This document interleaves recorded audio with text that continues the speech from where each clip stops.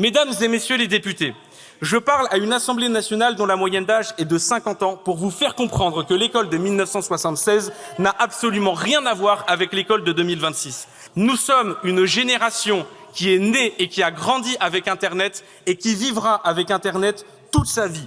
Allez dire à ces jeunes qui se retrouvent seuls que vous allez leur supprimer le téléphone pendant la cour de récréation. On verra comment est-ce que ces jeunes réagiront. Parce que cette proposition de loi ne changera rien et est déconnectée de la réalité. C'est la même chose pour l'interdiction des réseaux sociaux aux moins de 15 ans. Oui, merci, Madame la Présidente. Simplement, Monsieur le député, j'avoue que je n'ai pas tout à fait compris le rapport entre les 9/10 de votre propos et la proposition de loi qui nous réunit. Alors, j'ai bien entendu, même avec le replay, je crois que je n'arriverai pas plus à comprendre le lien entre les 9/10 que vous avez dit et l'objet de la proposition de loi.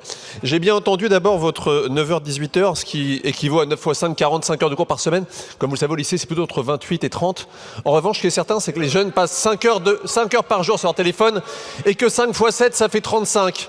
Et que 35 heures devant un écran versus 30 heures de cours, ça veut dire qu'ils passent plus de temps aujourd'hui devant leur téléphone que dans une salle de cours. Et ça, c'est un problème, Monsieur Boyard. Je suis désolé de vous le dire.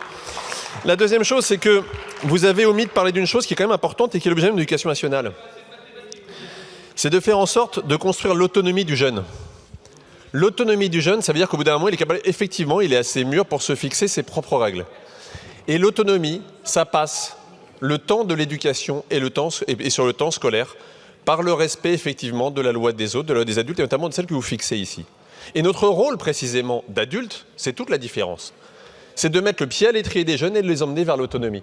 Et une loi qui dit que le temps de l'apprentissage, ce n'est pas le temps du téléphone, c'est précisément une loi qui est faite pour amener l'adulte vers l'autonomie. Dernière chose, vous nous avez collectivement accusés d'ignorer les jeunes.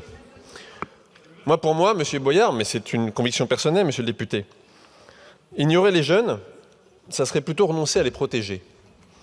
Ignorer les jeunes, Monsieur le député, c'est les laisser errer sur les réseaux sociaux.